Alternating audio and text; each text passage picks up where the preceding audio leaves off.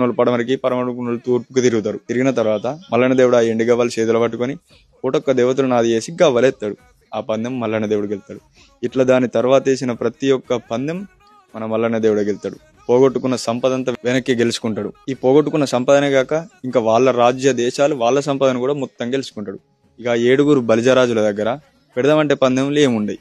అప్పుడు ఆ బలిజరాజులు అంటారు, ఇక మా దగ్గర ఏం లేదా, నీకు ఒక్క కొత్త ఇచ్చింది పాపం అయిపోయా, మా సంపద మా బట్టలు బిట్టలు అన్నీ నువ్వే గెలుచుకున్నావు, ఇక మా దగ్గర పెడదామంటే ఏం లేదు అన్నప్పుడు మల్లయ్య దేవుడు ఒక మాట అంటాడు, మీ దగ్గర ఏం లేదని ఎందుకంటారు, మీ దగ్గర ఒక వస్తువు ఉన్నది, అది మీకు వనికి రాదు, నాకు వనికి వస్తుంది అన్నప్పుడు వాళ్ళు అంటారు, మనకు వనికి రాంది వనికి వచ్చేది మన దగ్గర ఏమున్నది రా, అవ్వ దేని గురించి అంటుండు, మన చెల్లె గురించి గిట్లనా అని అన్నప్పుడు అప్పుడు మల్లన్న దేవుడు అంటాడు, అవును మీ చెల్లె గురించి అంటున్నా, మీ చెల్లెను పందెం లోపల పెడితే ఇవరిదాకా నేను గెలుచుకున్న సంపద మొత్తం ఒక దిక్కు పెడతా అన్నప్పుడు వాళ్ళు ఆ రాజులు అనుకుంటారు, వాళ్ళ దుర్బుద్ధితోని సరే పర్వాలేదని వాళ్ళ చెల్లె దగ్గరకు అంకించి బొంకించి అలా నేర్పులు నేర్పి పందెంలు పెట్టడానికి ఒప్పిస్తారు.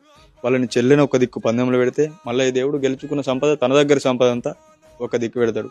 ఆ ఎండి గవ్వలు చేతులు పట్టుకొని కన్నతండ్రి శంకరుని తల్లి